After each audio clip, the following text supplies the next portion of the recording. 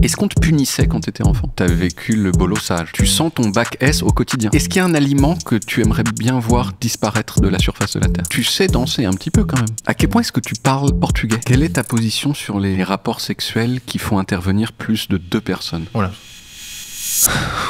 On passe vite du coq à l'âne Ouais. dans Small Talk. Je peux boire un peu avant cette question? Bien sûr. Ouais, parce que Bien sûr, prends ton temps.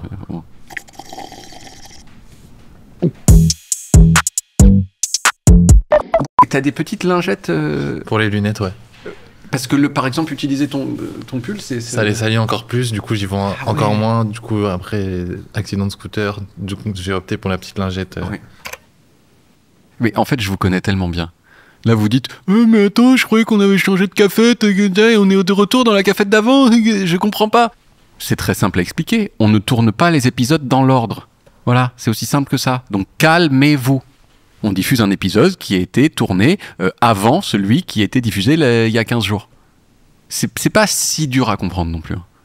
Tu es venu d'ailleurs en 2 roues. Je suis venu en 2 roues. C'est ton moyen de locomotion. C'est mon moyen de locomotion parisien plus efficace pour être à l'aise, heureux et voilà. Et pas peur de la mort en 2 roues? En 2 roues spécifiquement? En 2 roues, parce que tu augmentes la probabilité de décès. Alors, pour avoir longtemps pris certaines lignes de métro, il y avait plus de chances de mourir dans la ligne 4 à certains arrêts qu'en 2 roues, je crois. Oui. Et depuis qu'on me reconnaît un petit peu dans la rue, j'ai quand même pas mal de chances de me faire caresser les cheveux par un inconnu. Donc le scooter est le moyen de locomotion le plus fiable. Parce que à la fois rapide et en plus, comme tu portes un casque, on ne voit pas ton visage. Or, c'est la chose la plus reconnaissable chez toi. Et c'est mon petit moment tout seul, tranquille. Tu t'es jamais pris un trottoir ou un truc comme ça? Alors, je touche du bois. Ouais. Je me suis pris histoire assez folle. Je rentre de tournée il y a 2 semaines. Ouais. Marathon de Paris. Qui bloque Paris. Ouais.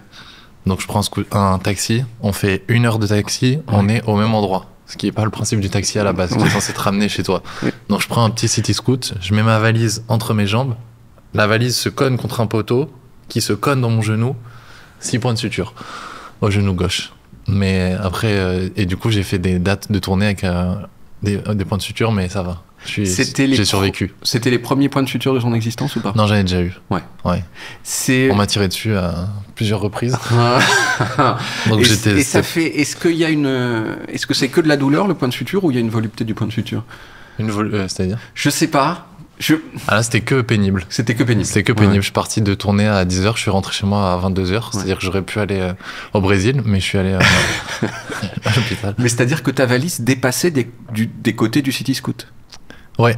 Il y avait un problème purement logistique qui est que c'est pas fait. C'est soit l'un soit l'autre en général. T'as été un petit peu audacieux quand même. J'ai été un petit peu audacieux, fougueux et bête. Et ça m'a appris à prendre le temps. En fait, vaut mieux être en retard qu'à l'hôpital. J'ai envie de rester un petit peu sur ce thème des moyens de transport. Ça a commencé le small talk? Ouais. Ah oui, ok. En fait, c'était pas forcément prévu que ça ait commencé, mais là, je crois que ça a complètement commencé. Ouais, je suis trop content. Quand est-ce qu'il y a un moment où tu dis genre non mais attends là on m'a caressé les cheveux trop souvent dans la ligne 4, c'est plus possible? Alors t'as eu des anecdotes désagréables de ce point de vue là? En fait j'ai un petit sketch sur ça. J'ouvre le nouveau spectacle par la notoriété. Oui. Et en fait en y repensant je pense que ce que je raconte est en dessous de la réalité. Ouais. Par rapport à tout ce qui m'est arrivé. Ouais j'ai quand même des trucs assez marrant. Enfin, après, les gens sont rarement méchants, mais c'est vrai que je pensais pas qu'il y avait que la notoriété, entre guillemets, installait autant de proximité ou de trucs permissifs par des gens que tu connais pas, quoi. Et ça me fait rire parce que parfois, en fait, je me suis dit, peut-être c'est des gens de 50 ans qui sont relativement éduqués, qui ont une distance par rapport à ça. Et en fait, c'est les pires, quoi. On me tire par les cheveux, on me caresse le dos. Et bon, je suis pas contre, mais c'est juste que un mardi à 15h à Limoges, t'es assez surpris. Tu vois, t'es pas forcément prêt à ça psychologiquement. Ouais. Mais voilà. En fait, ça commence tout doucement avec le tutoiement. Jamais de ta vie on te tutoierait si t'étais pas connu, en fait. On dirait vous dans la rue, tu dis vous aux gens. Bien sûr. Mais ça commence par bah non, en fait, je le connais, je l'ai vu souvent. Dans des... et ça finit par. Je peux te faire un câlin. Mais bon, après, je le prends avec du recul et je me dis, écoute, En fait, si tu vois ça avec le mauvais prisme, tout devient une horreur. Ouais. Donc j'essaie de me dire que c'est de l'amour maladroit et que ça me fait des sketchs dans le pire des cas. Donc ça va. C'est un truc qui change ça quand on est humoriste, que vraiment les pires choses de ton existence sont un peu monétisables d'une certaine façon, puisqu'elles peuvent entrer à l'intérieur de ton travail, ce qui n'est pas le cas quand tu es comptable. Tu vois. C'est vrai. Ouais. Et moi, c'est devenu même un peu maladif, c'est-à-dire que je me force à faire des trucs Enfin, ça m'est déjà arrivé de me mettre dans des situations galères exprès en me disant, bah, ça va me faire un sketch. Mais c'est un peu dangereux, quoi, parce qu'à ce jeu-là, tu peux finir dans une favelas en disant, bah allez, c'est pas grave. À te tirer dans le genou. Voilà. Genre, oh, je saigne. Et après, pour une blague un peu moyenne, ça fait cher payer. Que tu fais après en spectacle, ça fait cher la blague, mais ça peut être une expérience. Moi, j'adorerais dire que je t'ai connu avant que tu sois cool. Parce que tu sais, t'aimes bien connaître les gens avant qu'ils soient cool, parce que ça fait genre moi Paul Mirabel, moi je le connaissais depuis 2007, moi je le suis depuis 2007. Mais non, en fait je t'ai connu exactement en même temps que tout le monde, avec ton sketch. Je me suis fait racketter à Montreux, et je me souviens de mon sentiment juste avant, quand j'ai lancé la vidéo, juste avant que tu commences à parler dans la vidéo. Je me suis dit, quel physique étrange. Je me suis dit, j'ai jamais vu une personne avec un visage comme celui-ci de toute mon existence, et j'avais déjà 37 ans, tu vois. Maintenant que j'étais devant moi là, et je l'ai déjà remarqué dans des choses que j'ai vues une fois depuis, je trouve que tu t'es désétrangisé un petit peu. Depuis. C'est pas trop grand. Non, je veux dire que maintenant, je sais pas, quand on met la photo de, enfin, quand on met toi maintenant face à toi 2020, t'es plus normal. Normal, ouais. Est-ce que, ce que tu veux dire. Est-ce que t'es d'accord avec cette analyse de ton visage? Bah, c'est vrai que quand je regarde des trucs d'il y a longtemps, je ressemblais à un grand adolescent, quoi, il y a quelques années. J'en ai pas joué, mais disons que j'avais conscience un peu de représenter un peu ce truc-là, tu vois. Donc après, en fait, c'était le moi de l'époque, tu vois. Il y a des comment dire, même je le vois par rapport à certaines comparaisons que les gens font d'avant, comme si j'avais un peu calculé ce truc-là. Non, c'est juste qu'à l'époque, j'étais plus mince, j'avais moins confiance en moi, donc ça doit forcément se voir dans l'attitude, la posture, ce genre de choses. Et je découvrais un univers complètement nouveau. Et après, je pense que le fait que ça fonctionne un petit peu et que je sente que je peux me débrouiller un petit peu dans un certain domaine d'activité, plus le fait de prendre quelques années supplémentaires et donc d'être plus proche d'un adulte qu'un ado, ça m'a sûrement transformé à plein de niveaux, quoi. C'est-à-dire, tu dirais que tu t'appuyais un petit peu sur ce physique un peu étrange pour faire des blagues? Bah, en fait, quand j'ai vu...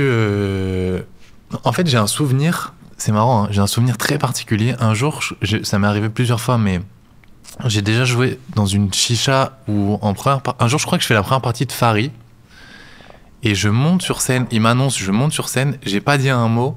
Les gens sont morts de rire. Mais vraiment, c'est pas ah, il a l'air marrant. Oui. C'est vraiment t'as l'impression que j'ai sorti la blague de l'année. J'ai pas ouvert la bouche, quoi. Et j'ai 30 secondes où les gens sont morts de rire alors que j'ai pas parlé. Et d'un autre côté, je me dis, mais c'est hyper méchant. Et après, il y a une autre voix dans ma tête qui me dit, mais en fait, c'est génial parce que si t'as déjà un rire comme ça sans parler, le moment où t'as une bonne blague qui arrive, ça va être super fort. Donc, j'ai capté que je pouvais incarner ce truc-là. Et ça m'a aussi servi pour le nouveau spectacle à me dire, ok, je vois à peu près l'image que les gens ont de moi. Donc, j'ai conscience du pas de côté que je peux faire si je veux les surprendre, tu vois. C'est comme sur le premier spectacle, je bougeais pas du tout, mais c'était pas calculé, c'est juste que j'ai pas les compétences pour me déplacer sur scène. Et il y a un moment où j'allais boire, et où en fait ça prenait vachement d'ampleur, alors que j'allais juste boire, mais parce que je bougeais pas tout le spectacle, donc le seul déplacement qu'il y avait prenait de l'ampleur un peu. Ouais. Mais non, écoute, franchement... Après, en fait, ça a aussi un peu touché un truc d'ego, c'est que je me rappelle les premiers comédie clubs que je faisais, il y avait un peu des rires moqueurs au début, je sais pas. Tu sais, c'était juste de la méchanceté de se dire, mais pourquoi tu vas nous faire rire? T'es blond avec des cheveux longs et des lunettes, t'es pas marrant, tu vois. Oui. Mais je sais que là où les gens pensaient être méchants, moi, ça touchait un truc d'orgueil et d'ego et presque de rappeur, de dire, bah ok, vous allez voir, quoi. Je suis Eminem dans 8 Miles, je vais tous vous niquer à la fin. En fait, c'est que... Mais ça, je l'ai vu dans les humoristes qui commencent souvent, c'est qu'en fait, ton physique, c'est une prémisse de blague. Ouais. C'est que c'est un socle puisque c'est un truc que tu as en commun avec les gens qui sont devant toi. Genre, tout le monde voit ton visage, donc tu peux construire dessus, quoi. Bah, surtout, ça raconte vachement de choses avant que tu parles. Tu vois, même la façon dont tu es habillé. Ça m'est déjà arrivé de faire l'expérience quelques fois. Ça m'est déjà arrivé de jouer une ou deux fois... sans lunettes, les cheveux attachés, c'est pas du tout la même chose, tu vois. Parce que forcément, je pense qu'inconsciemment, les gens se racontent une histoire, même la façon dont t'es habillé. Si je monte sur scène en jogging, puis la capuche, c'est pas la même chose que en chemise, tu vois. Et donc, tant que ça reste naturel et que ça reste cohérent avec ce que t'es, je pense que c'est là où c'est le plus simple, quoi. Faut pas essayer de se travestir sur scène, j'ai l'impression. J'ai l'impression que t'avais aussi un côté plus féminin. À l'époque, et maintenant, t'es juste un mec beau gosse. Enfin, t'es juste. Non, écoute, franchement, je pense que... Après, on parlera d'autre chose que de ton visage. Non, après, en fait, je pense que... En fait, j'aurais bien aimé pouvoir faire le comparatif si j'avais fait si j'avais eu une vie alternative. Est-ce qu'à 29 ans, enfin, je pense qu'à 29 ans, t'es forcément différent d'à 22, 23, mais que tu sois boulanger, comptable ou humoriste, tu vois. Après, nous, c'est vrai que il y a de la visibilité, donc tu vois, c'est facile de comparer une vidéo par rapport à une autre de maintenant, mais j'ai l'impression que c'est un peu la même chose que n'importe qui regarde des photos d'il y a 5-6 ans, où tu dis, mais pourquoi j'avais mis ce t-shirt, ça me va pas du tout, etc. Non, je pense que par contre, il y a un truc qui a changé fondamentalement, c'est que j'étais beaucoup plus inhibé et timide, quoi. Et oui, je pense que la confiance en soi est beaucoup passée par le fait que les gens me renvoient que mon travail leur plaisait. Forcément, c'est valorisant, donc tu te caches un peu moins et tu as un peu plus de confiance en toi, quoi. Est-ce que, tu sais, tu aurais une explication de savoir pourquoi est-ce que tu es timide au départ, à ton avis? Par rapport, je veux dire, il y a des gens, moi je suis assez timide aussi, mais il y a des gens, ils sont pas timides, quoi. Genre Michael Youn, pas timide. Qu'est-ce qui fait dans ton histoire que tu as été timide? Peut-être qu'il y a pas d'explication, c'est juste que tu l'as remarqué comme ça. Alors j'ai déjà essayé un peu de réfléchir dessus, je sais pas si c'est un semblant de réponse, mais comme j'ai un petit frère autiste, qui du coup lui prenait un peu de place sans le vouloir, tu vois, je pense que ça a dû jouer dans le processus, que je me mette un peu en retrait en me disant je veux pas me faire remarquer, sachant que déjà il y a quelqu'un dans ma famille qui prend de l'espace, j'ai pas envie d'être un problème supplémentaire. Après, je sais pas sous quelle mesure les caractères sont donnés à la naissance, tu vois. Est-ce que si j'avais pas eu ce frère-là, est-ce que j'aurais été timide ou pas? Je sais pas.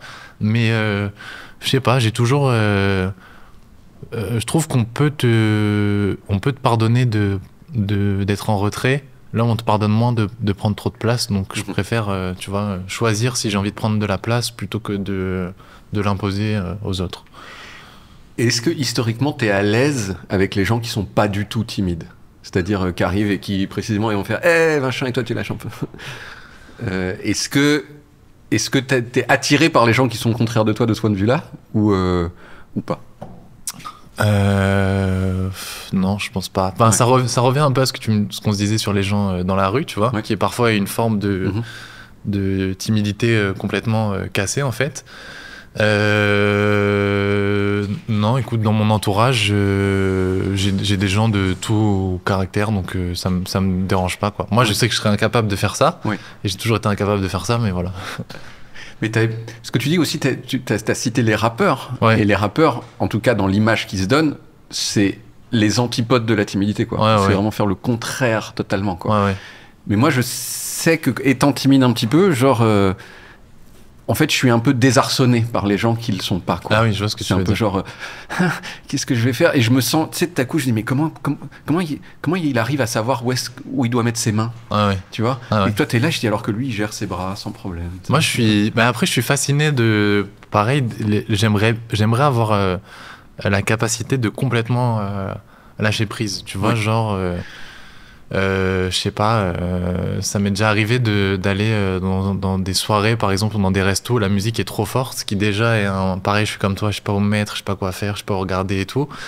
Qui plus est maintenant où tu rajoutes parfois des gens qui te reconnaissent, donc qui te regardent, donc qui te fixent, qui moi me renvoient à des trucs assez durs à gérer, et d'avoir un pote à moi qui monte sur une table et qui fait tourner une serviette, je me dis mais qu'est-ce que j'aimerais arriver à faire un blackout complet et à dire il y a personne autour et je monte sur une table et c'est parti, on envoie des serviettes. Mais je suis assez fasciné par les gens qui arrivent complètement à lâcher prise. Moi je suis trop dans le contrôle.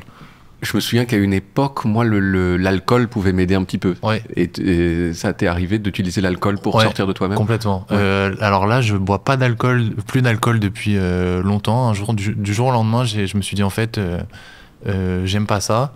Je pense que je fais ça purement par mimétisme parce que mes copains boivent et qu'on nous a toujours mis en tête qu'à 18 ans, tu peux boire de l'alcool. Mais en fait, si je fais la liste, il n'y a aucune raison qui est bonne à prendre dans tout ça. Donc du jour au lendemain, j'ai dit en fait, plutôt que d'essayer de passer des bons moments en me rajoutant l'alcool, je vais juste essayer d'aller dans des endroits qui sont vraiment des bons moments en fait, plutôt que de transformer des bons moments avec un prisme alcoolisé, tu vois. Et donc j'ai complètement arrêté. Mais ça m'est déjà arrivé, comme tout le monde, je pense à 17-18 ans, de boire un peu pour me lâcher. Et en fait, c'était pas modéré. Et je me disais, je préfère passer du temps à essayer d'être à l'aise et plus être timide plutôt que de trouver une petite potion magique à chaque fois qui va jamais solutionner le problème, en fait, qui va que le repousser à la prochaine soirée. Voilà. Mais t'as quand même parlé... Dans tes sketchs, t'as beaucoup parlé de séduction. Et moi, mes souvenirs, maintenant, je suis plus jamais bourré jamais, en fait. Mais à une époque, quand même, ça permettait de franchir des petites terreurs, en fait, quoi. Mais même ça, en fait, c'était pas un combustible suffisant. Enfin, en tout cas, c'était pas assez bien pour que tu continues, quoi. Si, je l'ai déjà fait, je pense, à 17-18 ans pour me donner un peu confiance en moi. Mais en fait, je me suis rendu compte que... il y a un truc dans l'équation qui allait pas, parce que si tu as besoin de quelque chose pour arriver à dire la vérité, arriver à être sincère, arriver à être courageux, en fait tu dis, ça veut dire qu'à chaque fois que je vais devoir avoir un moment où je me sens un peu fébrile, je vais devoir boire, c'est pas possible, tu vois. Puis le lendemain tu t'as trop bu, puis tu regrettes, puis t'es fatigué. Donc en fait je me suis dit, peut-être prenons le problème de face, comment je fais pour gagner un peu en confiance en moi sans passer par des alternatives. Par l'alcool, moi je me souviens qu'il y a tous ces gens qui disent, il y a un certain nombre d'activités où les gens ils disent ah non mais attends, il faut être bourré pour aimer, comme le karaoké par exemple. Et moi je pense que c'est la preuve qu'il y a un problème avec, en fait c'est très voisin de ce que tu dis, il y a un problème avec l'activité de départ, de base, en fait. Si t'as besoin d'être défoncé pour pouvoir l'accepter, c'est peut-être que c'est pas bien, en fait. Bien sûr. Le principe, quoi. T'es né au mois de novembre, ce qui veut dire que si t'étais pas prématuré, t'as été conçu au mois de février de la même année. Je suis né un peu en avance, donc j'ai dû être conçu mois de mars peut-être. Faut que je me renseigne aussi, pareil. Est-ce que tu sais dans quelles circonstances est-ce que c'est fait ta conception? Non, une conception stable, je pense. Normal. De bons appuis. Je crois. Non, je crois que ça faisait longtemps que mes parents voulaient avoir des enfants. Novembre. Mars. Après, j'ai pas de souvenir précis de ma vie avant mardi dernier, je te cache pas. donc ça, là. Mais sinon, non, je crois normal. Je suis arrivé à Montpellier, tranquille. On t'a dit des choses, on t'a raconté des anecdotes ou des choses précises sur ta naissance? Est-ce que tu étais déjà de grande taille? Je crois que je suis né, j'étais grand, j'étais pas très gros, et je crois que il me semble il y avait un petit risque pas que je survive pas, mais j'ai dû être assisté un peu les premiers jours, quoi. Ah oui. En couveuse ou quelque chose comme ça. Oui. Donc voilà. Parfois je me dis que c'est peut-être un peu grâce à ça que je suis un battant sur certains trucs. Voilà. Peut-être à cause du caractère prématuré de ta naissance. Ouais, c'est possible. Oui, c'est ça. Ouais. C'est-à-dire qu'on t'a fini ta grossesse dans une boîte. Enfin, ta mère a fini sa grossesse. Exactement. C'est quoi le premier souvenir de toute ton existence? Alors, tu viens de dire que c'était mardi dernier, j'espère pas, sinon... Non, ok. Alors, je sais pas si ça te le fait. Parfois, il y a des trucs, tu dis, est-ce que je l'ai inventé ou est-ce que je l'ai vraiment vécu? Oui. Je me suis fait opérer des yeux petits. Et c'est un des premiers souvenirs que j'ai de genre d'hôpital, un truc comme ça. Oui. D'un moment où on m'emmène dans un bloc opératoire. Je dois pas être très, très vieux. Hein. Je pense que j'ai 3-4 ans max, tu vois. Et je me souviens de ça, du réveil un petit peu, de ma mère qui m'avait offert un Monsieur Patate de Toy Story. Le Monsieur Patate où tu peux le... mettre des trucs dedans, changer dedans. Ouais, je crois que c'est ça. Ouais. Voilà. Fun fact sur Monsieur Patate, au départ, Monsieur Patate, c'était que les objets sans la patate en plastique. Et tu le plantais dans des vraies patates. D'accord. Voilà, ah oui, okay. Petit fun fact. Okay, je me suis permis, comme j'avais cette information à disposition, je me suis dit que j'allais te la transmettre. T'avais 2 ans et demi lors de la Coupe du Monde 98. Oui. Est-ce que t'as le moindre souvenir? Non. Zéro. Non. Premier souvenir de foot, je crois que c'est... un truc un peu flou, c'est Coupe du Monde 2002. Ouais. Et vrai souvenir figé, c'est Arsenal-Barcelone un peu avant. Ouais. C'est la même année. Je crois que c'est juin 2006. Ouais. Voilà. Donc j'ai 10 ans. Est-ce que t'as été triste à un moment de te dire tiens, je me souviens pas de la Coupe du Monde de 98? Genre, j'aurais tellement aimé. Je me dis j'aurais tellement aimé, mais pour plein de raisons maintenant avec du recul. Pas de téléphone. Première fois que ça arrive, et je pense de ce que j'ai entendu des gens qui l'ont vécu, une vie beaucoup plus légère pendant X mois après, où en fait il n'y a pas de problème et la France est championne du monde. Et après j'ai été un peu soulagé qu'on l'ait gagné en 2018, donc je me suis dit j'ai eu la chance quand même de vivre ça une fois dans ma vie, et en me disant qu'il y a des gens qui connaîtront jamais ce sentiment parce qu'ils sont nés au Danemark, avec tout le respect que j'ai pour le Danemark, mais je pense pas qu'ils gagnent la Coupe du Monde dans les prochaines années. Ils ont pas genre été en finale d'un Euro, le Danemark, ou une demi-finale? Non, je sais pas, c'est possible, mais je pense pas. Ça fait. En tout cas, il y aura Mbappé sur leur chemin si un jour ils osent arriver en. Ils essayent de faire ça. S'ils essayent de tenter ce truc. Ouais. Mais ouais, donc ça m'a soulagé de l'avoir vécu un peu. Est-ce qu'on te punissait quand t'étais enfant? Oui, je pense. Ouais. Franchement, éducation cool, je pense, mais avec certaines limites à pas dépasser. Ouais. C'était lesquelles? Le manque de respect pour quelqu'un, l'intolérance à certains comportements, les mauvaises notes aussi. T'étais pas très fort? Si, non, pas...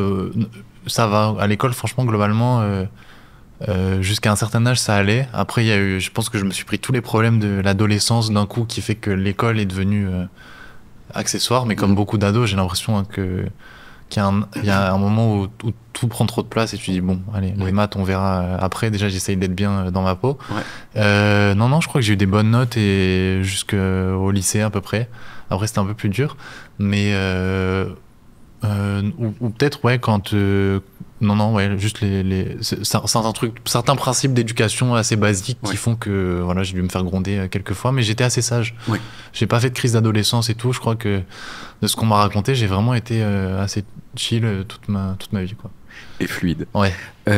Tu te souviens de la première blague qui t'a fait ultra rire, genre comment c'est drôle et comment tu jouis de la tête tellement c'est drôle?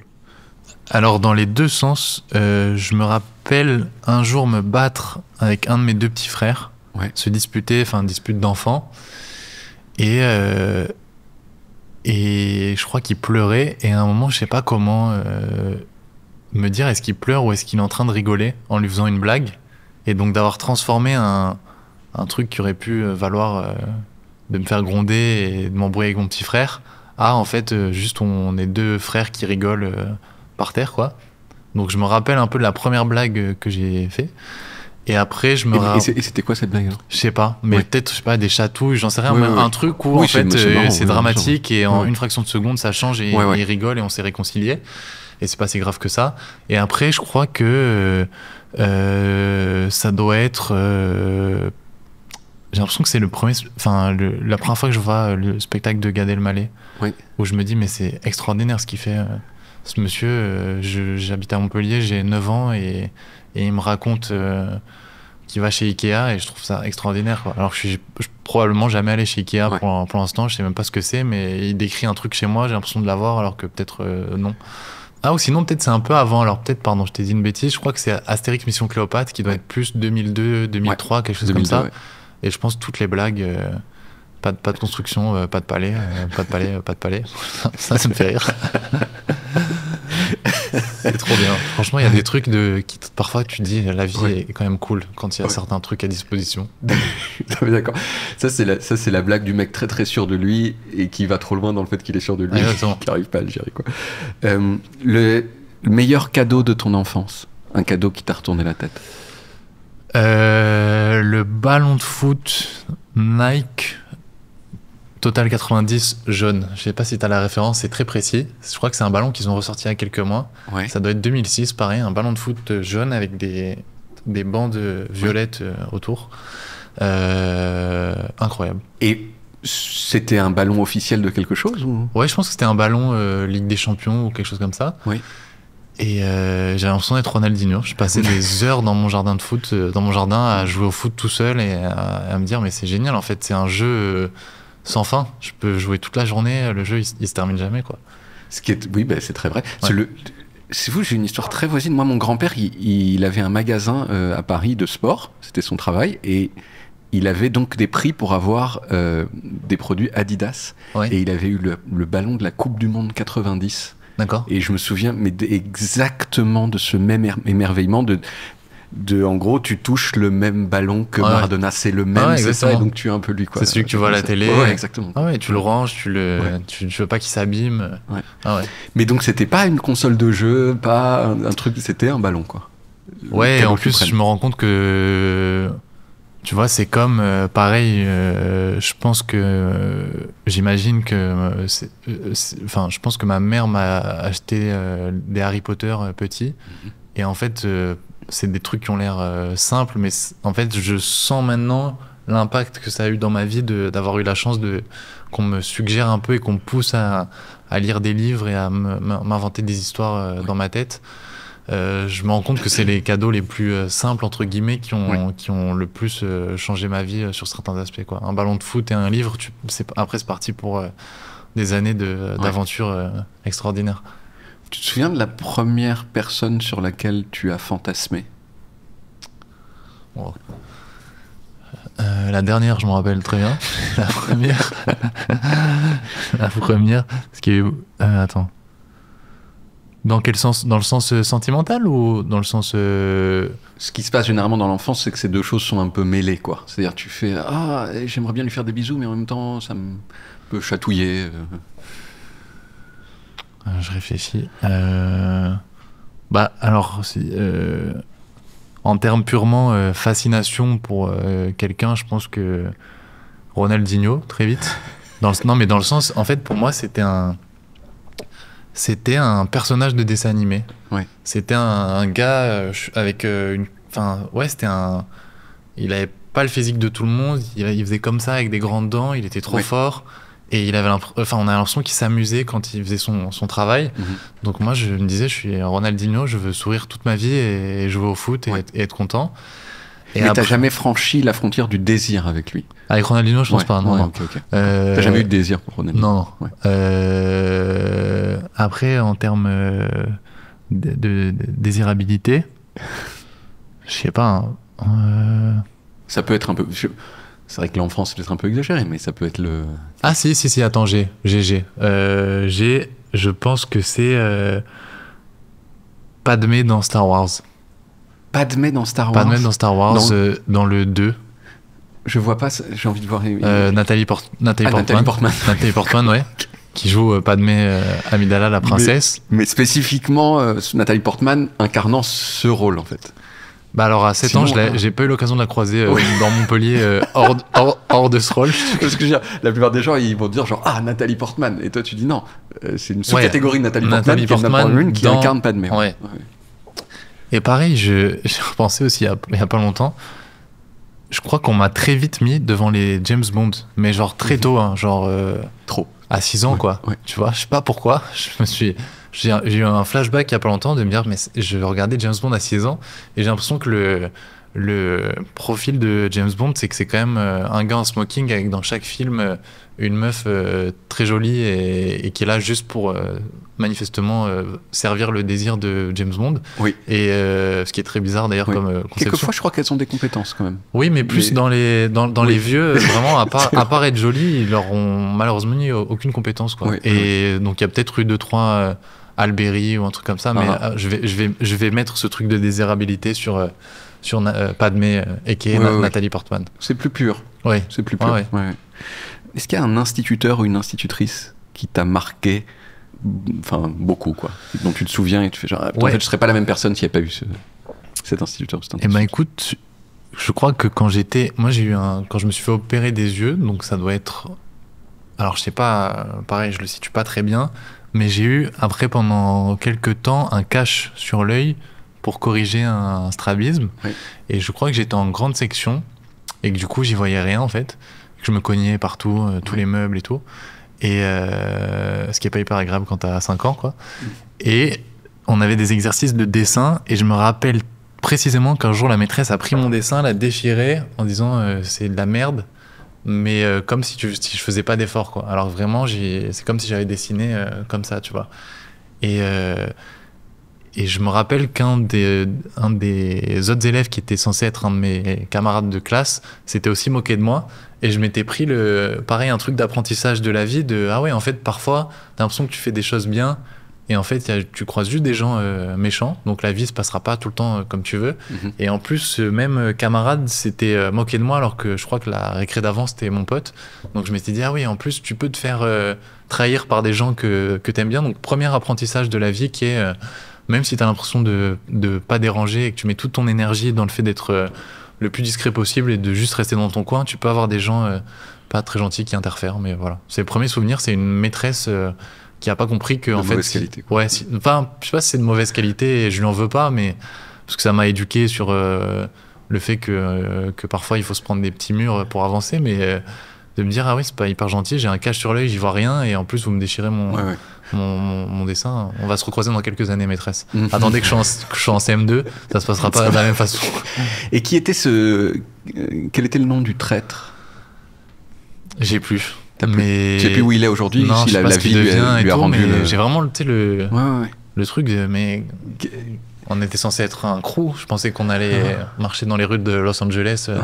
en bombant le torse dans quelques années. Mais là, le truc, c'est que la personne qui dirige l'autorité avait dit il est nul, et donc il a fait moi aussi je trouve ça nul, c'est ça. C'est vraiment le truc, je pense que c'est dans les Simpsons, tu sais, où ils se retournent, ils font comme ça.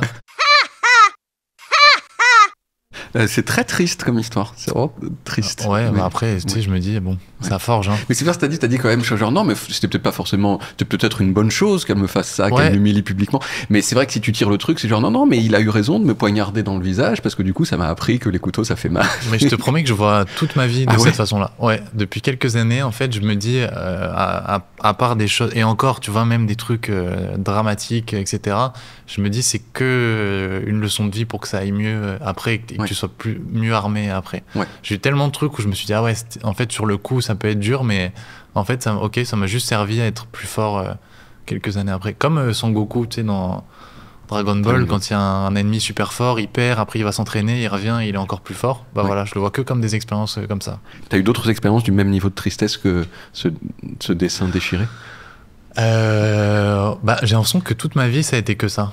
Franchement, enfin, je suis pas très âgé, donc je sais pas si je vais pouvoir généraliser ça à long terme, mais j'ai l'impression que là, tu vois, je me rappelle d'une grosse déception amoureuse à 20 ans, 19 ans, un truc comme ça, où je me vois vraiment rentrer chez moi, faire le petit chemin pour rentrer chez moi et voir des feuilles tomber des arbres parce qu'on est à l'automne et pleurer parce que je me dis c'est trop triste, il y a une feuille qui tombe, donc profondément triste et malheureux, avec potentiellement une musique très triste dans les oreilles. Ouais. Et quelques années après de me dire en fait cette fille je vais réussir à la séduire en faisant un spectacle d'humour dans mon école.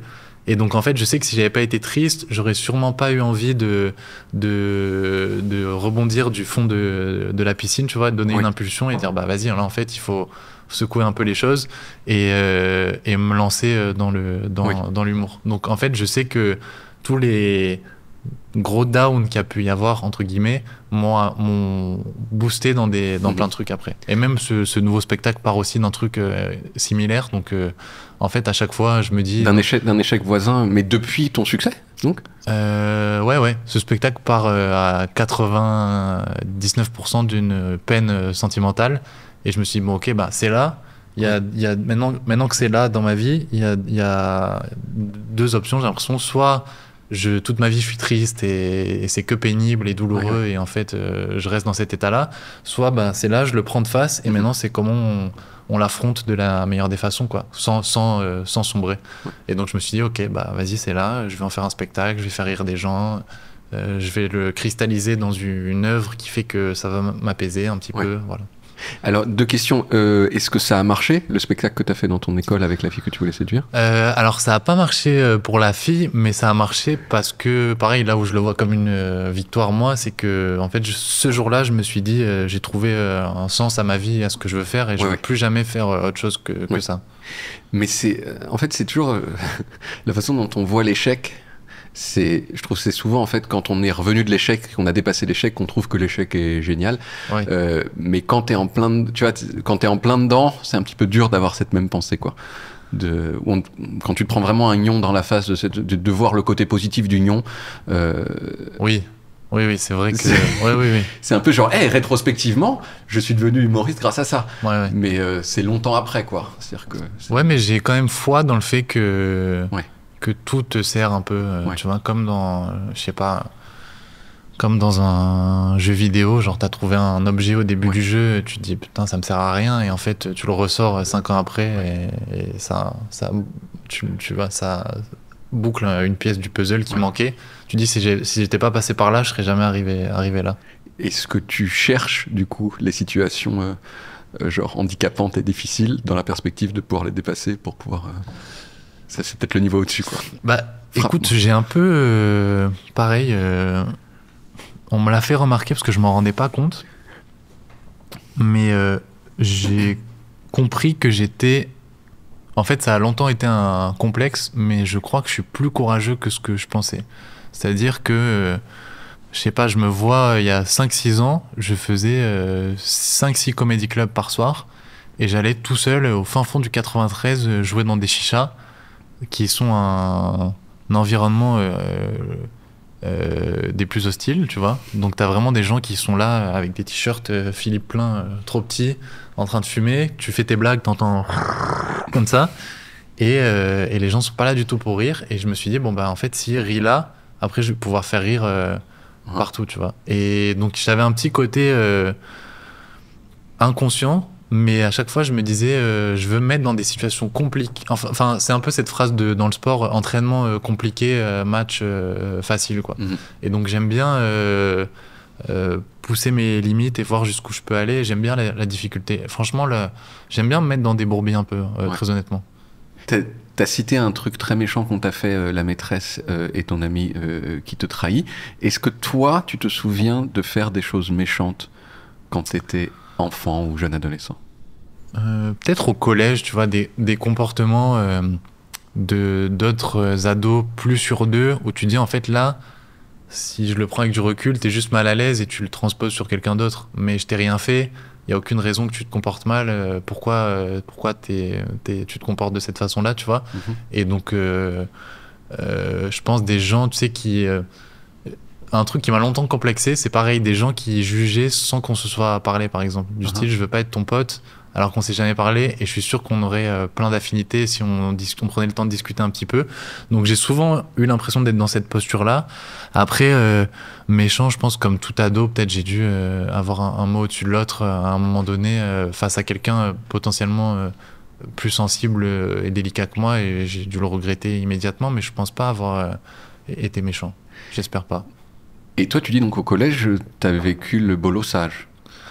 Pas bolossage, mais tu sais, non, parce que pareil, je crois que les gens le soupçonnent pas, mais j'ai un petit côté. Alors maintenant, c'est sûr que oui, mais je me suis jamais trop laissé faire, quoi. Après, ça, peut-être que je répondais pas de la même façon, et c'est sûrement. Je crois que, enfin, un de mes premiers souvenirs, tu vois, c'est. Un de mes premiers souvenirs, pardon, du fait que l'humour m'ait sauvé de plein de situations. Je crois un mec qui se moque de moi dans la cour de récré, et vraiment comme dans un battle de rap, quoi, un cercle de gens autour et on est tous les deux au milieu. Et je crois, moi, qu'il enchaîne avec 3 blagues encore plus marrantes et presque mic drop. Vas-y, mec, ciao. Bon courage pour marcher dans la cour de récré après ce que je t'ai envoyé. Ouais. Et je me suis dit, vas-y, j'ai un super pouvoir, en fait. Donc, je suis pas le plus fort, je crawl pas le plus vite. Je vais sûrement me faire défoncer à un moment. Mais par contre, la phrase qui est sortie, elle va rester dans ta tête pendant quelques mois, quoi. Et elle va te ronger de l'intérieur, voilà, jusqu'à ce que tu mettes fin à tes jours dans 5 à 10 ans. Jusqu'à ce que tu meurs. Et moi, je courrais toujours pas très vite, mais au moins, je serais là. Tu te battais ou pas au collège? Jamais. Je suis anti-violence au possible. Et je me suis un peu orienté vers quelques sports de combat là, par la suite. Mais non, jamais. On décide rarement de se rajouter des gens qui nous tapent dessus. C'est juste des fois, il y a des gens qui veulent nous taper. Oui, voilà. Oui. Et c'est pas quelque chose qui t'est arrivé Non. Non. T'as salomé. Mais peut-être avec les Non, mais tu sais, j'avais pas de... Moi, j'étais presque timide maladif pendant de très longues années. C'est-à-dire que faire un exposé devant ma classe, ça cristallisait tout ce qui pouvait le plus s'apparenter à une souffrance et un calvaire, quoi. Donc en fait, je crois que c'est plus ça, c'est que en visualisant certaines situations qui pouvaient me mettre dans une position très inconfortable, je prenais toutes les précautions pour pas y arriver. Exemple, ma phobie, c'est de faire d'être interrogé devant ma classe, parce que je vais mourir si je parle en public et ça va être traumatisant. Donc, il faut que je rentre tôt chez moi, que je fasse vite mes devoirs, que je les fasse bien et que je sois poli, comme ça je suis pas interrogé. Et donc en fait, ma vie, c'était que prendre des précautions pour pas arriver à des trucs qui vont me mettre en galère. Et donc, ton niveau de cool au collège, tu dirais qu'il était où? T'étais aristocrate du cool, classe moyenne du cool, prolétaire du cool? Moi, j'ai jamais eu l'impression de pas être cool. C'est-à-dire que je savais un peu où je voulais aller, tu vois. Même si les gens me renvoyaient pas... je pense que les gens étaient à des années-lumière de me renvoyer le truc de « t'es cool ». Au contraire, on me renvoyait le « t'es pas cool ». Mais moi, j'étais en mode « je sais que je suis cool », en fait. Et c'est pas parce que je suis pas cool auprès de tout le collège que je suis pas cool. D'ailleurs, personnellement, c'est pas parce que vous avez confiance en vous que je vous trouve cool. Je trouve que vous avez des défauts aussi. Donc par contre, je vais essayer de trouver les 2-3 copains avec qui faire mon gang de gens que je pense fondamentalement cool, qui sont d'ailleurs toujours mes amis proches aujourd'hui, tu vois. Et ouais, en fait, je me disais, si ça clique pas avec le mec ou la meuf populaire du collège, c'est pas grave, tant que ça clique avec la meuf au fond de la classe qui fait des dessins et mon pote qui regarde que des films en boucle ou quoi que ce soit, eux, ils sont cool d'une autre façon, donc on va faire notre petit gang de cool du fond de la classe et c'est pas grave, quoi. C'est mûr, quoi. T'avais pas envie de... Ouais. Bah, et c'est surtout, tu vois, je pense que j'ai eu la chance dans mon parcours d'avoir des gens qui m'ont renvoyé ce truc-là. Et je me vois... bon, ça, c'était un peu plus tard. C'était plus au lycée. Faire vraiment rire les 2 personnes à côté de moi en classe, quoi. Et me dire, bah ok, la masse, je suis pas le mec cool du collège. Donc je pense que les gens du collège ne savent même pas que je suis dans ce collège d'ailleurs. Mais les 2 personnes à côté de moi rigolent et on s'entend bien, donc tant mieux. Je sais pas si on ira plus vite, mais on ira plus loin ensemble. Est-ce que à cette époque, ou depuis d'ailleurs, tu t'es pris des râteaux frontaux? Ça m'a désarçonné. Bah ouais. Alors là, je pourrais faire un livre et 14 documentaires sur ça. Ouais. Tu te souviens d'un râteau en particulier que t'aurais envie de nous raconter? Ouais, j'en ai... mais ça, c'est... Ouais. Mais écoute, pareil, ça, je me suis dit, punaise, c'est dur. Mais à chaque fois, je me dis, en vrai, c'est quand même un peu marrant, quoi. Oui. Un jour, oh, mais ça, c'est. Ma vie, c'était rato life. Mais je sais pas où ça clochait, mais ça clochait à un moment donné, tu vois. Je me rappelle une fois aller acheter un bouquet de fleurs pour une fille mais c'était il y a pas si longtemps que ça, c'est ça qui me fait peur. C'était il y a 6-7 ans, tu vois. Oui. Mais j'étais quand même adulte avec des responsabilités et tout. Oui. Et je me vois vraiment aller devant le cours Florent parce que je savais qu'une fille qui me plaisait bien finissait ses cours à cette heure-là avec un bouquet de fleurs que j'avais acheté au préalable parce que j'avais étudié les fleurs préférées en amont et tout dans mon coin. Et j'arrive, je lui dis tiens, c'est pour toi. Et elle était au téléphone, je crois. Elle a dit non merci et elle est partie. Et moi j'étais genre comme ça avec mon bouquet et tout. Mais il y a vraiment eu un truc, c'est de genre attends, je suis occupé et je pars quoi. Comme si tu lui avais dit est-ce que vous avez une minute pour parler du sida. Je crois qu'elle m'a dit on verra ça plus tard. Qui est une phrase vraiment que tu dis à ton propriétaire quand il dit est-ce que je peux passer relever le compteur, bah on verra ça plus tard, mais que tu dis clairement pas à quelqu'un qui t'a ramené des fleurs. Et ouais, et je m'étais vraiment vu genre on verra ça plus tard, ok, c'est pas grave. Mais tu vois, ouais, c'est triste, mais je crois que j'en ai fait une blague quelques années après, tu vois. Donc oui, en fait, c'est vraiment comme si ce que tu racontes, c'est comme si tu étais un sans-abri qui proposait, tu sais, les petits magazines sans logis. Tu vois. Non. Ouais, exactement. Pas de... Mais écoute, je suis tombé sur une phrase il y a pas longtemps dans un livre qui dit la comédie, c'est comédie égale drame plus du temps. Oui. Et en fait, je me suis dit, ok, ces trucs-là, sur le moment, c'était douloureux, mais j'ai la chance folle de faire un métier où c'est dans un coin, c'est dans un bloc-notes, et potentiellement, dans quelques années, ça fait un truc où il y a beaucoup de gens qui vont en rigoler. Et c'est pareil, encore une fois, la base et l'origine de ce nouveau spectacle part que de trucs quasiment douloureux, et où maintenant, je suis en mode, bah, vas-y, les gens rigolent, tant mieux, quoi. Merci, en vrai. Merci pour ce qui m'est arrivé, parce que je peux aller faire des spectacles en Suisse et en Belgique grâce à ça, donc c'est super. Oui, c'est beaucoup plus drôle. Enfin, le râteau est beaucoup plus drôle que l'absence de râteau, en fait. Attends, ça me fait penser à une phrase. Je crois que c'est une phrase de Nekfeu qui m'avait marqué quand je me l'avais écouté, qui dit le pire dans la vie. Il dit le pire dans la vie, c'est pas qu'il t'arrive quelque chose, c'est qu'il t'arrive rien. Et voilà. Et après, je crois qu'il y a même un truc religieux, pour en avoir discuté avec certains potes croyants, qui disent que si on te met des épreuves dans la vie, c'est que on s'intéresse à toi, et il faut là où il faut s'inquiéter, c'est quand on te met pas d'épreuves dans ta vie. Je sais pas si je crois que c'est globalement ça le principe. Ouais. Pas les mots exacts. Pas les mots exacts, mais... tu te souviens de ta première guélan? C'est un mot que j'utilise qui veut dire languer, qui veut dire... Pendant un court moment, ça a été cool ce mot et je l'ai juste gardé. Rouler des pelles.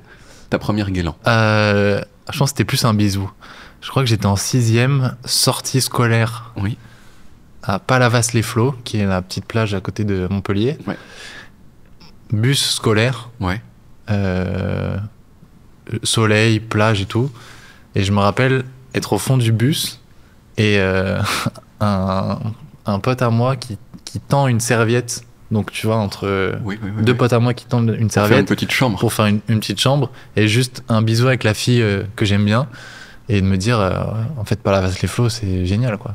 Mais tu m'étonnes. Et c'est encore génial maintenant, en fait. Oui, c'est toujours génial, ouais. Mais vive les sorties scolaires dans des bus, ouais.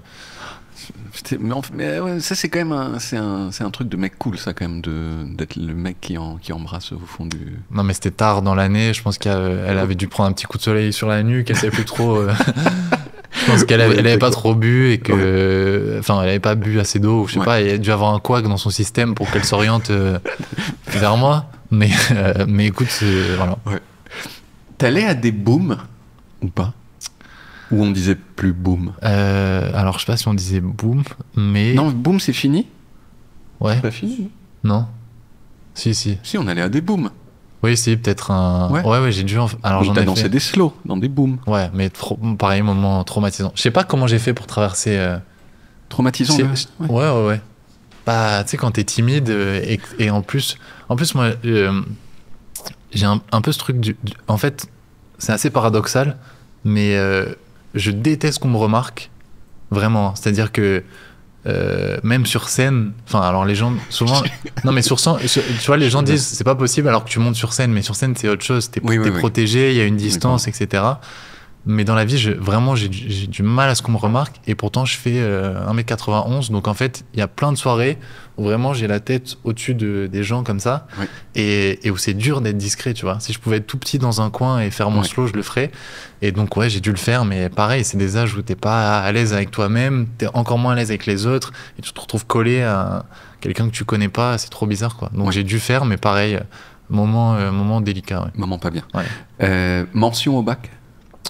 Mention assez bien, mais pareil, écoute, je l'ai compris que quelques années après. En fait, j'ai fait un bac scientifique parce qu'on m'avait un peu mis en tête que c'était la meilleure section, etc. Ce qui est déjà trop bizarre de trier un peu des... Enfin, je crois que maintenant, il y a d'ailleurs plus de sections. Et donc, j'ai passé 2 ans à faire des maths et de la physique, alors que je hais les maths et la physique et que j'étais nul. Et ça m'a appris... Et par contre, j'ai eu des bonnes notes en ça au bac, à peu près. Enfin, je suis parti de... Genre, j'avais 5 de moyenne et je suis parti à 15 en bossant. Et ça m'a appris que, en fait, avec du travail, tu peux solutionner pas mal de trucs. Et que c'est très enrichissant de faire un truc pour lequel t'es pas fait. Tu vois, c'est-à-dire que de 1, ça m'a appris que je voulais clairement plus faire de maths et de physique dans ma vie. Et ça m'a aussi appris que même un truc qui a l'air compliqué, si tu le travailles et que tu t'y plonges dedans, tu vas pouvoir t'en sortir. Et après, ça s'est revérifié avec d'autres expériences plus tard aussi. De trucs pour lesquels j'étais vraiment pas bon et juste en bossant, ça m'a aidé. Ou des trucs que j'aimais pas faire et je me suis rendu compte que, en fait... Enfin, c'est en faisant des choses que tu veux pas faire que tu arrives à t'orienter vers des trucs qui te plaisent vraiment. Tu sens ton bac S au quotidien? Ouais, je pense que ça m'a donné un petit esprit logique, ouais. T'as fait des petits boulots? Ouais. T'as fait quoi? Pas beaucoup, hein. Alors, j'ai eu la chance de vite faire des blagues. J'ai fait... Je sais pas s'il y a prescription sur ce truc. J'ai fait des enquêtes de satisfaction à Roland-Garros. C'est-à-dire que j'avais une petite tablette et je devais aller voir des gens pour les interroger sur est-ce qu'ils ont aimé ou pas, et du coup à la fin faire une moyenne de satisfaction sur Roland-Garros. Sauf qu'au bout de 3 personnes, j'ai vite compris que je pouvais inventer des gens et que j'avais juste à mettre n'importe quoi et que je pouvais aller regarder des matchs de tennis. Donc je pense qu'il y a eu une enquête à un moment donné à Roland-Garros qui est erronée. Si vous regardez ça, Roland-Garros, il y a une année, il y a une enquête qui ne marche pas. Et après, pareil, un des trucs que, tu vois, qui n'ont pas l'air ouf sur un CV, mais qui en fait m'a vachement servi. J'ai été vendeur chez Abercrombie, aussi surprenant que ça puisse paraître. Et je me rappelle d'un déclic qui m'a vachement aidé sur scène, qui est qu'on avait une période d'essai de genre 2 mois, donc pendant laquelle tu savais pas si t'étais conservé ou pas, et où j'avais vendu vachement de trucs parce que je m'étais donné à fond. Et à la fin de la période d'essai, je vendais plus de t-shirts parce que je savais que j'étais pris. Et je me suis rendu compte que j'étais payé exactement la même chose, que je travaille bien ou pas bien. Et en fait, je me suis dit, j'aimerais bien trouver un métier où si je travaille beaucoup et si je travaille bien, je suis peut-être un peu plus valorisé que si je travaillais pas. Et ça m'a surtout appris qu'après 2 mois à plier des t-shirts, t'as plus envie de plier des t-shirts. Donc... Non, mais c'est pareil, un apprentissage, quoi. Oui. Et surtout que ça m'a fait écrire un petit sketch qui s'est retrouvé dans le premier spectacle. Donc, c'était marrant, pareil, tu vois, j'avais des gens qui rentraient. En fait, je sais pas si tu te rappelles de Abercrombie, c'était des mannequins, c'était pas des vendeurs, c'était des mannequins torse nu, très musclés. Et il y a une année où ils se sont rendus compte que c'était discriminatoire d'embaucher des gens sur leur physique. Et donc, ils ont embauché des gens au physique plus normaux. C'est à ce moment où j'interviens dans l'histoire. Sauf que moi, j'avais des gens dans la boutique qui étaient pas revenus depuis longtemps. Et ça m'est déjà arrivé plein de fois que des gens rentrent, me voient genre avec un polo Abercrombie et se disent excusez-moi, ils sont où les vendeurs? Je dis c'est moi. Et ils disent non, allez, c'est marrant, jeune homme, mais les vrais mecs, les vrais vendeurs, ils sont où, quoi? Et j'étais en mode mais c'est hyper méchant ce que vous êtes en train de me dire. Et pareil, tu sais, c'était sur les champs, donc t'avais des Qataris qui venaient, qui te parlaient super mal, qui achetaient des parfums. Et moi, je suivais avec un petit sac comme ça. oui, monsieur, bien sûr. Et voilà. Et par contre, j'ai un vigile un jour qui m'a dit, mec, t'es pas fait, avec qui j'avais un peu sympathisé, qui m'a dit, t'es trop marrant pour être. Je faisais n'importe quoi. Je me cachais dans des ascenseurs, je faisais rire les clients pour qu'ils achètent des trucs et tout. Et qui m'a dit, en fait, t'es trop marrant, je sais que tu fais un peu de scène, lâche pas et va vers ça, mais ta place, elle est pas ici. Ouais. Donc, ça m'avait marqué. T'as gardé un savoir-faire en matière de pliage de t-shirt ? Ce qui est catastrophique, c'est que j'ai oublié. Tu sais pas faire le truc où ils font genre. Et puis après, non, il y a des gens, paf, il y a des gens, ils font comme ça, le t-shirt. Voilà, il est tout plié. Mais ce qui est marrant, c'est que, tu vois, quand il y a eu mon premier spectacle, j'ai eu un affichage sur tous les Champs-Élysées. Il y avait l'affiche du premier spectacle. Et il y a pas si longtemps que ça, j'ai joué au Théâtre des Champs-Élysées, qui est vraiment à 500 mètres. Et je me suis dit, c'est marrant comme quoi, parfois, les boucles se bouclent un petit peu, quoi. Alors il y a toujours un moment dans Small Talk, le principe de Small Talk c'est je reçois des gens connus pour parler de tout sauf de ce pourquoi ils sont connus, mais déjà on a fait des entorses, mais il y a un moment là c'est intermède pas Small Talk, okay. Et pour parler de ton spectacle et de la scène. Ton spectacle il s'appelle Par amour. Mais en fait j'allais dire pourquoi, mais tu l'as déjà un petit peu expliqué. C'est parce que ça prend racine dans une déconvenue amoureuse. Ouais. Et écoute, ça part d'un. En fait, je me suis rendu compte qu'il y avait les relations sentimentales avaient toujours pris beaucoup de place dans ma vie. C'est-à-dire que ça faisait partie des trucs qui m'impactaient beaucoup. C'est-à-dire que, je sais pas, tout le reste pouvait être anecdotique. D'autres déconvenues personnelles pouvaient être anecdotiques, mais j'avais toujours mis énormément d'affect et d'intensité dans une relation, dans un râteau, dans un truc comme ça. C'est des choses qui m'impactaient beaucoup, tu vois. Et donc, disons que le premier spectacle, c'était un perso un peu célibataire qui galère, ce qui était ma réalité à cette époque-là.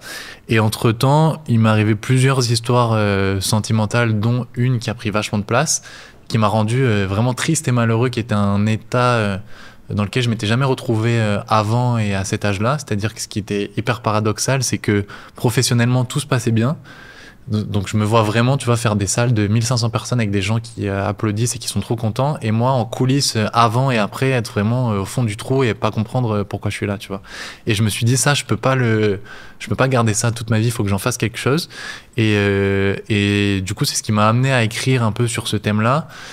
Je me suis rendu compte que c'était, c'est pas un scoop, mais que l'amour, c'est ce qu'il y a potentiellement de plus universel et que ça fait des centaines d'années que, même depuis Shakespeare, que les gens parlent d'amour et qu'après c'est juste revisité dans d'autres façons, dans des films, dans différentes œuvres. Mais je pense que Titanic, c'est la même histoire que Shakespeare dans l'idée.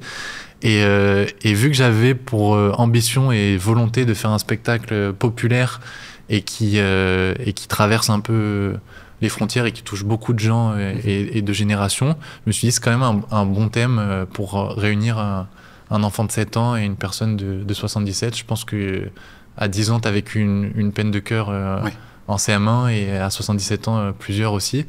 Donc je me suis dit, je vais parler de ça. Et c'est aussi le titre d'une chanson de Diams, qui est une de mes artistes préférées, donc c'était un petit clin d'œil à ça. Il t'arrive de ne pas conserver des blagues qui font rire parce que t'en es pas fier ? Oui. Ça m'est arrivé moins sur celui-ci parce que j'essaie d'être fier de toutes les blagues et que j'ai fait disons que je l'ai un peu plus passé à la passoire, ce spectacle, que celui d'avant. Celui d'avant, tu vois, par exemple, tu peux faire rire avec un gros mot parce que c'est surprenant en fait et que dire une insulte à un instant où tu t'y attends pas, c'est marrant. Ça peut marcher dans certains contextes, mais abuser de ça, je trouve pas ça gratifiant. Après, c'est mon ressenti perso et ma façon de voir les choses, et il y a très certainement d'autres gens qui vont dire en fait ça rigole donc je vais le garder, mais moi j'essaie de me dire si j'assume pas la blague, je vais pas la faire. Tu vois, ça m'est arrivé qu'il y ait des trucs qui marchent mais qui correspondaient pas vraiment à ce que je suis, donc je les ai pas gardés. Voilà. T'as dit très souvent, tu l'as déjà d'ailleurs répété là, que quand t'as commencé à faire du stand-up, tu faisais jusqu'à 6 comedy clubs par soir. Tu faisais le même passage à chaque fois ? Pendant un temps, oui, parce que j'en avais qu'un. Donc en fait, c'était, c'est ce qui a donné mon passage à Montreux, en fait, qui fait que Je pense que après, il y a dû avoir un alignement de planètes et je veux pas mettre tout ça sur ça. Mais en fait, j'avais tellement répété que c'était vraiment à la virgule et à la respiration près. Ouais. Et après, un exercice que je faisais qui m'a vachement aidé à construire le spectacle, c'est que je me disais, en fait, un spectacle, si tu le découpes, allez, disons que c'est 1h10, ça fait 7 fois 10 minutes, à peu près. Donc, ça veut dire que si tu joues 7 fois dans la soirée, tu es censé pouvoir faire 7 passages différents. Et je voyais beaucoup de gens qui jouaient plusieurs fois, mais qui faisaient le même truc. Et je me disais, ce serait bien que je me mette ce défi de me dire, bah, allez, je fais 5-6 comedy clubs par soir, mais à chaque fois, j'essaye de faire un passage différent. Et si à la fin de la soirée, j'y suis arrivé, c'est que j'ai quasiment un spectacle. Mais après, encore une fois, c'est ma façon de concevoir le spectacle. Et il y a des trucs du spectacle qui sont difficilement faisables en comedy club, tu vois. Tous les spectacles ne sont pas découpables, etc. Mais moi, je me mettais ce petit défi. La fin de Small Talk, la dernière partie de Small Talk, c'est toujours, ça s'appelle en vrac. C'est-à-dire que là, c'était un tout petit peu chronologique. Maintenant, ça cesse d'être chronologique. Okay. Qu'est-ce que tu penses des gens en retard ? En retard à quel niveau ? En retard au rendez-vous, par exemple. Eh tiens. Ouais, mais genre vraiment en retard ou 5 minutes ? 5 minutes, à mon avis, on est dans l'acceptable, quoi qu'il arrive. Sauf, il y a un certain nombre de choses où non, c'est pas acceptable 5 minutes. Par exemple, je sais pas, une opération chirurgicale importante, des choses comme ça. Mais non, disons un peu plus, genre, tu sais, un quart d'heure, 20 minutes, tu vois. Ça m'exècre au plus haut point. J'ai du mal. En fait, j'ai des potes à moi qui sont comme ça. Et tu sais que tu te manges une demi-heure de retard. Mais là où c'est problématique, c'est parce que moi, je suis de la team très à l'heure, voire en avance. Ouais. Et donc, ça crée un... c'est gentil, merci. Merci beaucoup. Ça crée un décalage de 45 minutes. Donc maintenant, j'ai trouvé une technique, c'est que je donne un faux horaire aux gens qui sont en retard. Mais après, parfois, je relativise, je me dis, allez, lui, je l'aime comme ça parce qu'il est en retard. Voilà. Mais ça, c'est un peu relou parfois. Mais surtout parce que c'est injustifiable, en fait, du point de vue du mec qui a une demi-heure de retard. C'est-à-dire, tu dis quoi ? Tu dis, non, mais parce que, désolé, j'en ai rien à foutre. Enfin, c'est la seule... Ça, c'est une excuse. Oui, mais c'est si rare. C'est si rare qu'il y ait des vraies excuses. Quoi. C'est genre, je suis désolé, il y avait des problèmes dans le métro. Quel pourcentage de ton retard ça explique les problèmes dans le métro ? 5%, 10%, 15%. Si c'est pathologique, c'est compliqué. Mais après, ça dépend... je sais pas, ça te le fait, ça ? Ça dépend qui c'est aussi. C'est-à-dire que si c'est ton pote qui a une demi-heure de retard, c'est pas grave. Oui. Mais si on te dit, punaise, il y avait 50 Cent sur un événement, il a eu une demi-heure de retard, tout le monde va dire, bah normal, c'est 50 Cent, quoi. Ouais. Il était sûrement dans une guerre de gang ou en studio avant, c'est pas grave, c'est même presque un peu cool. Donc, ouais, tu crois qu'il respecte les... Non, il a sa propre loi. 50 Cent, Est-ce que tu mets les petits V bleus de confirmation sur WhatsApp ? Non. Non, parce que... Est-ce que c'est par lâcheté, on pourrait dire ? Non, c'est parce que... Pourquoi j'ai enlevé ça ? Pour pas qu'on voit que t'as lu le message. Parce que ça met une forme de pression, je trouve. J'ai pas envie que mon téléphone me mette un coup de pression. Déjà qu'on s'en prend suffisamment dans la vie. Si en plus t'as ton WhatsApp qui balance, qui dit « Ah, tu l'as vu ?» Surtout que... Non, en fait, j'aime bien me dire non. Laissez-moi la liberté de répondre quand je veux. Mais tu l'as tout de même. Même avec les V bleus. Tu peux dire genre, j'ai vu ton message. Oui, mais ça peut être mal interprété. C'est-à-dire que quelqu'un peut dire tu l'as vu et tu me réponds pas, alors que tu peux juste... comment je peux dire ça ? Je sais pas, parfois je lis des trucs et je sais que je vais y répondre, mais un peu plus tard. C'est pas parce que je l'ai vu maintenant que je dois répondre maintenant. Voilà. Mais après, il y a de toute façon, il y a il a été connecté à tel moment, genre. Ça, j'ai enlevé aussi. Ah ouais ? On voit rien, quoi. Non. Non, j'aime pas. Non, pareil. Comme ce que je te disais quand j'étais enfant, je suis discret, même sur WhatsApp. Est-ce que des fois, tu envoies des messages WhatsApp et après tu les effaces ? Il y a Jérém Nadeau qui a fait une toute petite vidéo là-dessus sur le fait qu'il a envie de... Pas qu'il veut tuer les gens qui font ça, parce que tout à coup, en fait, c'était peut-être un truc sans importance, mais tu l'effaces et tout à coup, tu veux absolument savoir ce qu'il y avait dans le message. Pas trop, mais par contre, ce que je fais souvent, c'est que je fais des notes vocales que je recommence. Mais en fait, je me dis, s'il y avait une caméra qui filmait, c'est trop marrant. Ça fait genre, ouais, salut, c'était juste pour te dire que... Ouais, bonjour. En fait, je me permettais parce que je voulais ça. Et après, tu le refais. Et la dernière version est pas si ouf que ça en plus. Donc, tu sais même plus ce que tu voulais dire au début. Est-ce que ça valait cette version ? Non, je pense pas. Je pense pas. À quel point est-ce que tu parles portugais ? et au Falo portugaise. D'accord. Et c'est tout. Ça s'arrête là. Ouais.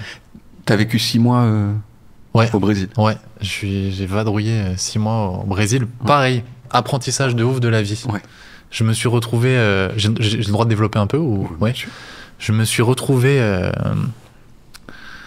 en fait, je suis parti en échange aux États-Unis le semestre d'avant et je me suis retrouvé qu'avec des gens qui fumaient beaucoup de drogue, qui se couchaient à 6h du mat et qui jouaient au poker.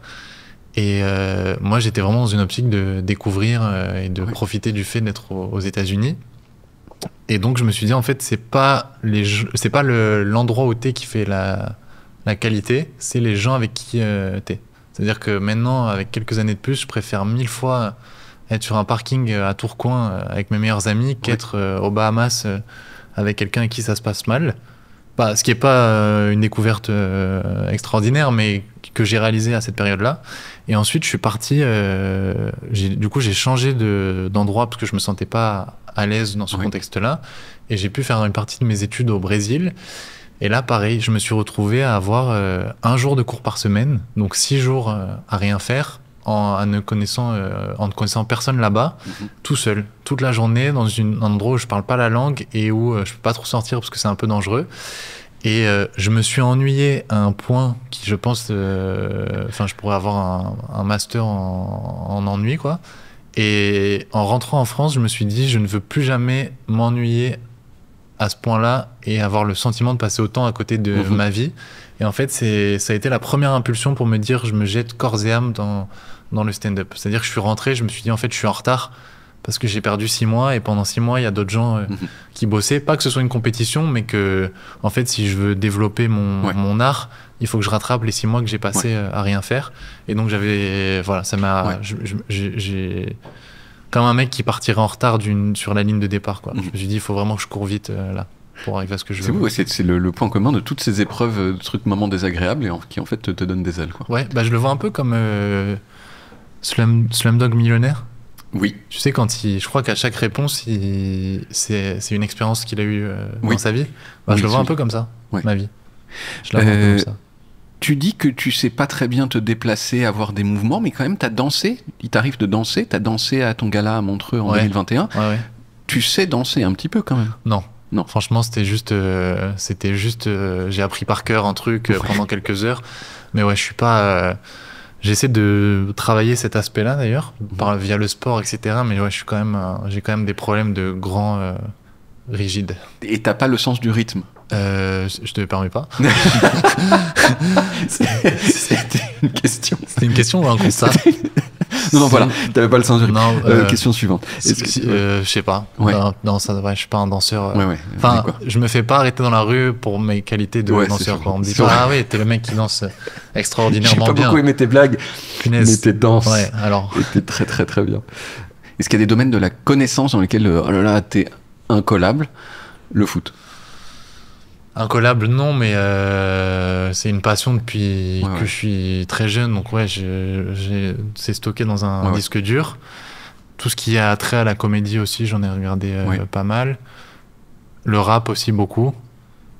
Mais ça fait un peu une description de teubé, non? J'aime le foot et le rap et les chips. Et les chips. Vraiment, c'est les 3 mamelles de... Ça va rajouter des râteaux à la liste...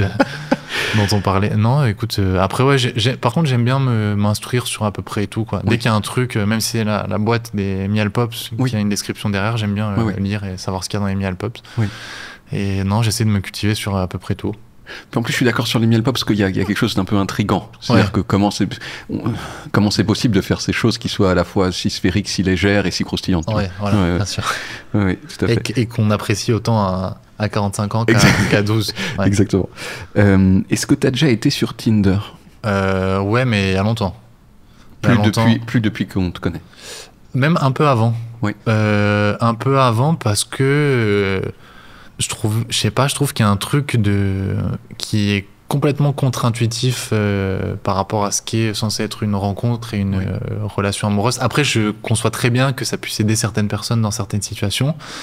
Et j'avais lu un truc une fois qui m'avait marqué. Tu vois le livre Alors, je sais pas si... Non, c'est pas ce...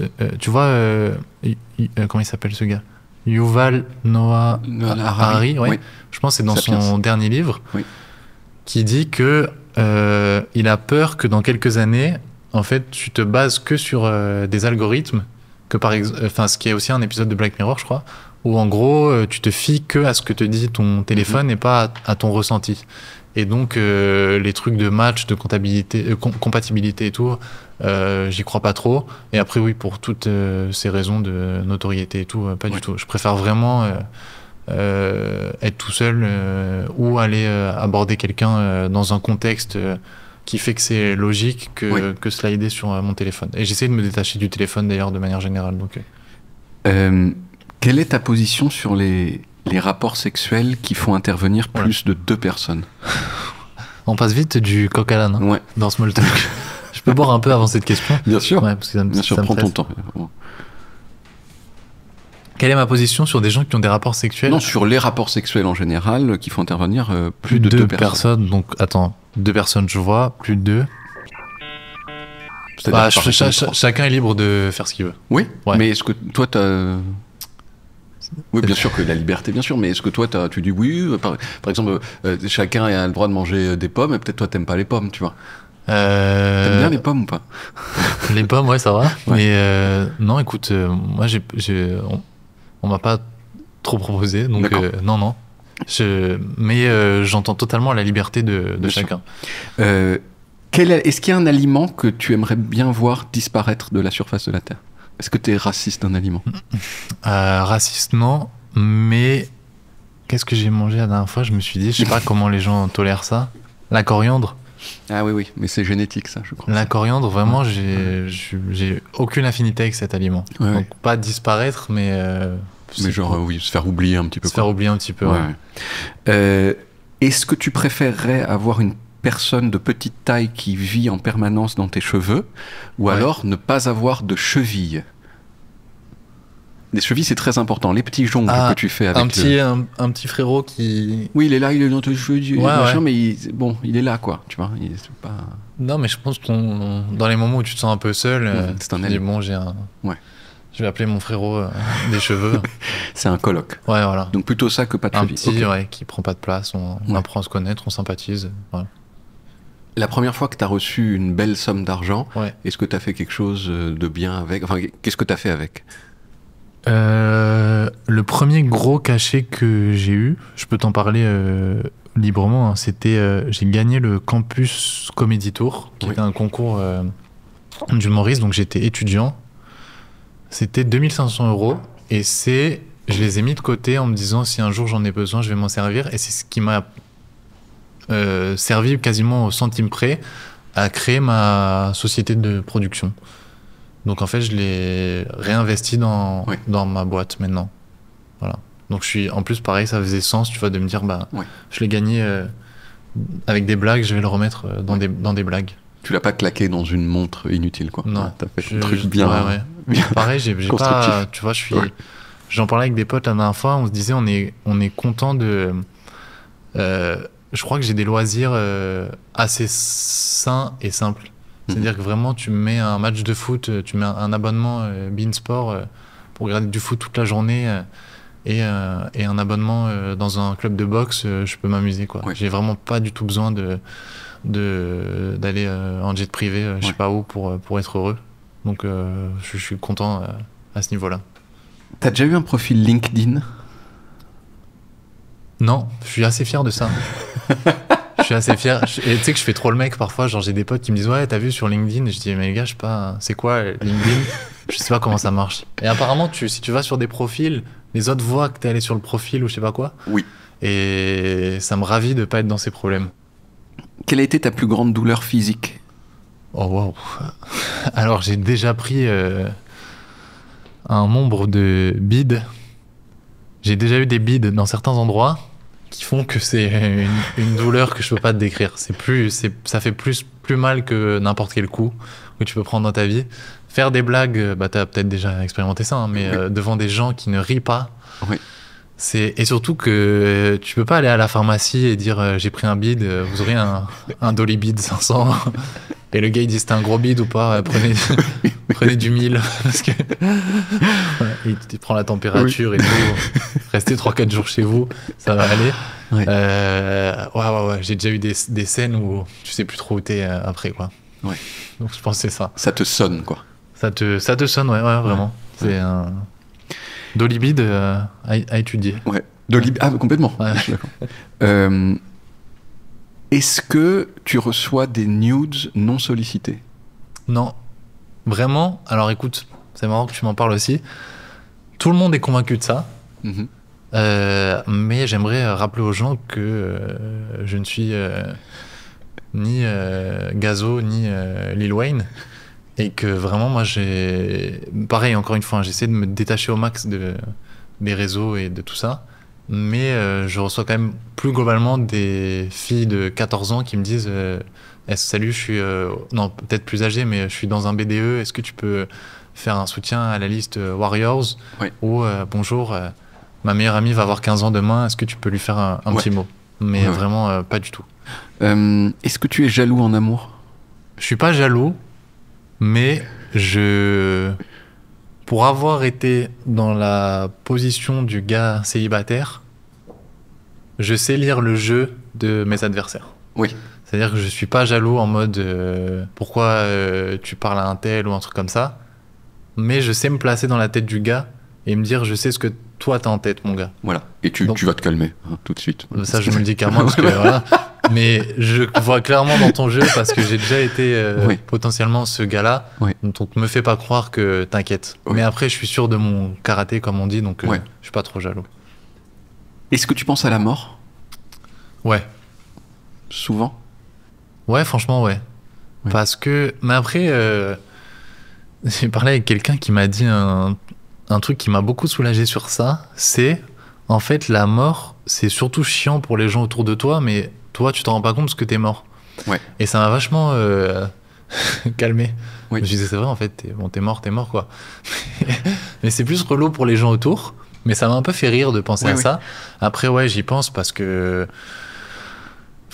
en fait, moi, je suis intimement convaincu que j'ai 19 ans. Et après, je vois parfois des gens de 19 ans et je dis, ça va, mon gars, on a le même âge. Et ils me disent, mais mec, pas du tout, en fait, t'as 29 ans et tu sais pas comment marche TikTok, donc reste tranquille. Et donc je me rends compte que la vie passe, que c'est agréable, mais que ça passe et que c'est des choses qui font partie de la vie.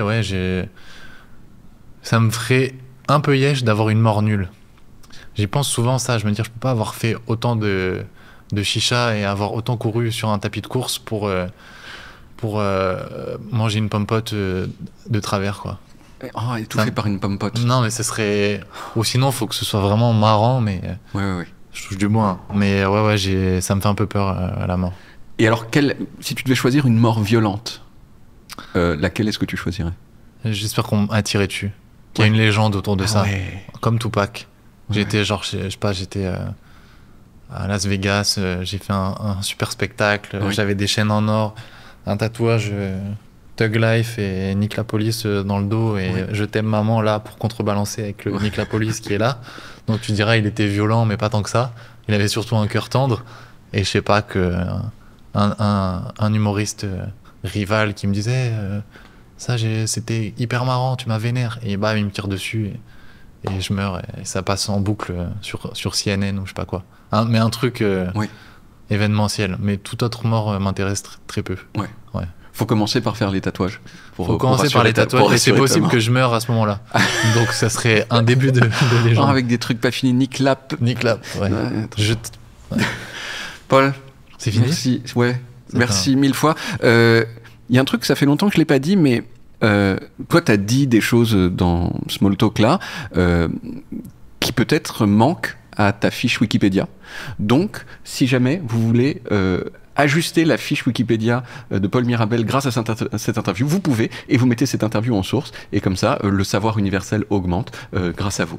Merci beaucoup. C'est marrant, parce que sur mon Wikipédia, ils sont vraiment arrêtés à une année. C'est-à-dire qu'il y a un gars qui était très précis, et après il a dit à partir de 2022, il a changé de taf, quoi.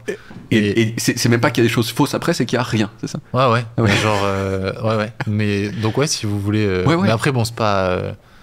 Je suis pas non plus une carrière méga longue et intéressante au point d'avoir un Wikipédia, mais peut-être compléter avec des trucs. Voilà, de 2022 à 2025, vous faites le travail. S'il vous plaît, reprenez le rôle de ce monsieur qui est peut-être décédé d'ailleurs. Voilà, on l'espère peut-être pas. En faisant Wikipédia. Merci beaucoup, Paul. C'était gentil. Merci. Bon bah cet épisode il est fini, va y avoir plein d'autres épisodes et si vous voulez être sûr d'en manquer aucun, eh bien cliquez sur le bouton qui permet de vous abonner à Smalltalk.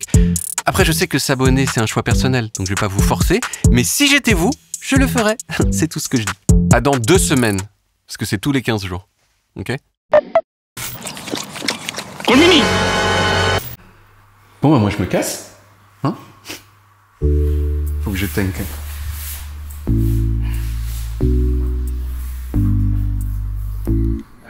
Small talk, on parle de tout et de rien. Small talk, wow, quelle est la taille de ton chien? Small talk, on parle de tout et de rien. Small talk, wow, tu prends des douches ou des bains?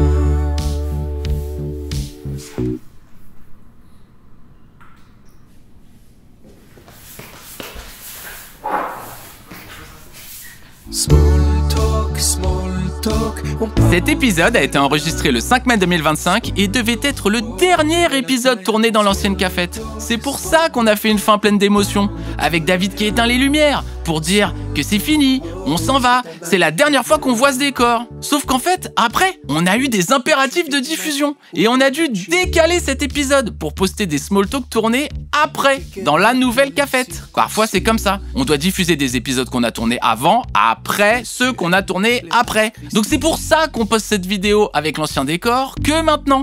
Mais vous avez déjà vu le nouveau décor, alors du coup la fin pleine d'émotions, bah elle marche moins bien. Enfin, elle marche quand même un peu, mais un peu moins bien. Rapport au fait que vous avez déjà vu la nouvelle cafette. Parce que si vous l'aviez pas vue, et bah vous vous seriez dit « Waouh, mais pourquoi il éteint les lumières? Et pourquoi il y a cette musique émotionnelle? Il va se passer quoi après? Et pourquoi j'ai cette voix ?» Et bah il va se passer une nouvelle cafette. Mais là vous l'avez déjà vue, donc vous savez.